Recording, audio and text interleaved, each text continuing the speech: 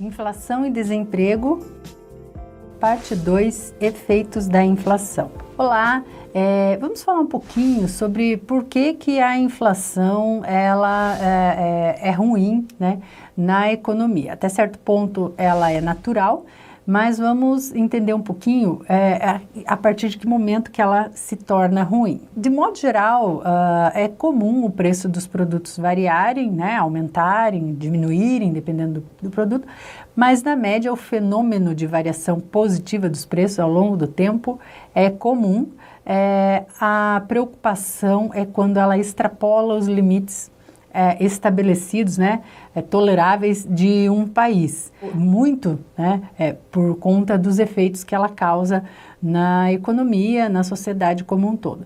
Então vamos ver quais são os principais que a gente chama custos da inflação. Então a gente tem o primeiro custo que a gente chama de custo de sola de sapato. É engraçado, né? Mas esse custo se refere ao tempo e aos custos que as pessoas passam para gastam, né, se deslocando até os bancos para fazer depósito do dinheiro, né, espécie recebido na forma física. Por quê? Se a gente está convivendo com um fenômeno de inflação muito elevada, em que o dinheiro perde valor de um dia para o outro, às vezes, né, dependendo da situação, como nós tivemos no Brasil, havia inflação até na casa dos 10% ao dia. Então, você perder 10% do seu poder de compra de um dia para o outro, é melhor você levar o dinheiro ao banco, né? Porque no banco esse dinheiro ele é corrigido pela variação monetária diariamente. Então, o custo de sola de sapato seria basicamente isso, né? Você tem que deslocar-se até o banco, então gasta sola de sapato, mas na verdade você gasta combustível, gasta seu tempo, né? Estacionamento e uma série de outros custos envolvidos nessa situação. Outro custo que nós temos seriam os custos de menu. Veja a etiquetinha aqui para demonstrar que os custos de menu estão relacionados à remarcação de preços. Então, todo dia ou periodicamente, as empresas precisam revisar, né, o preço dos produtos e remarcá-los.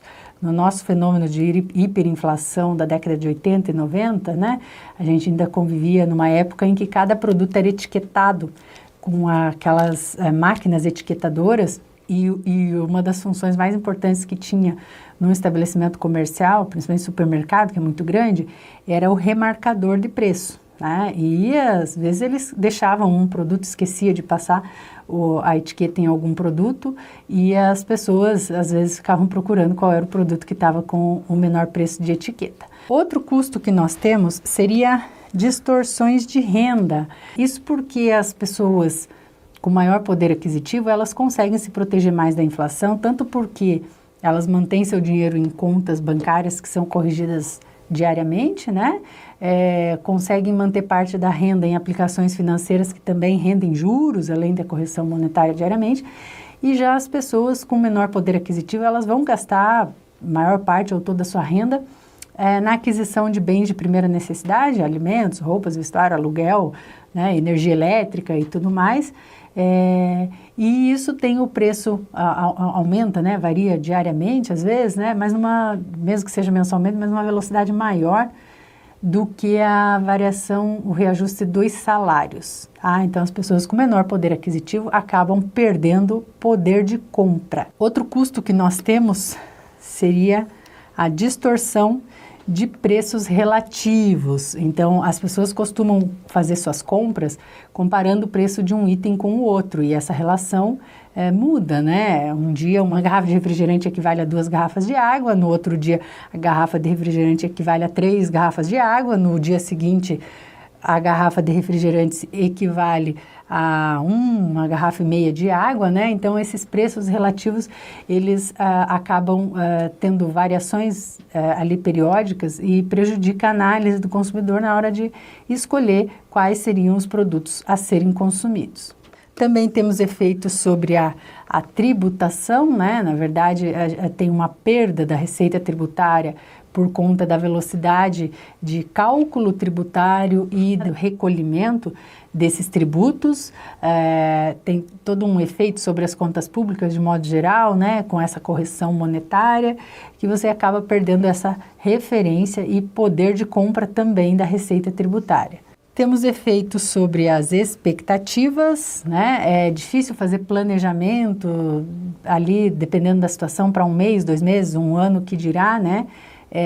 E o que acaba afetando as expectativas, previsões e projeções das empresas em investimentos futuros.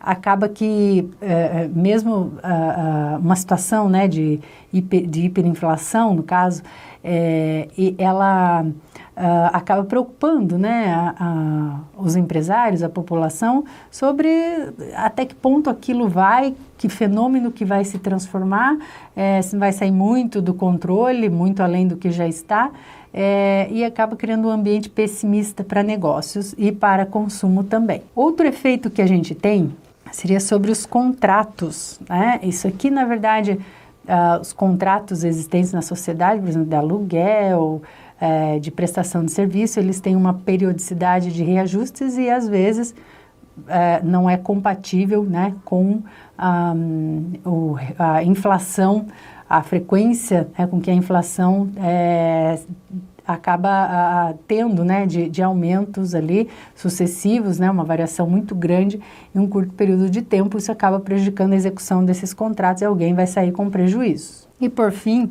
um fenômeno de inflação elevada, né, ele acaba prejudicando a moeda como unidade de conta.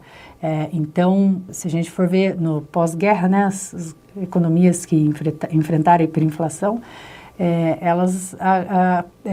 você perde a referência da sua própria moeda, você precisa de muitas cédulas, muitas moedinhas, né, metálicas para pagar alguma coisa.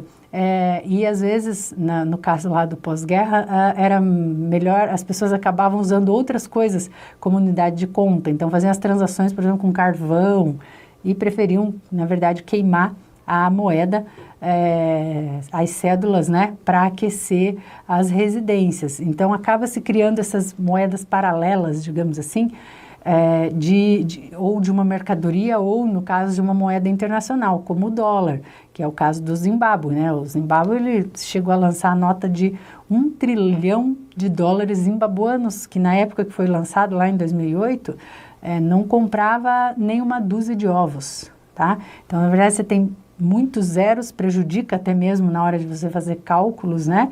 Porque 1 trilhão para comprar uma dúzia de ovos, quanto que totalizaria a produção de um país inteiro de ovos, né? Daria quintilhões, sextilhões, setilhões. São muitos zeros, ok? Então, basicamente é isso, e bons estudos e até a próxima aula.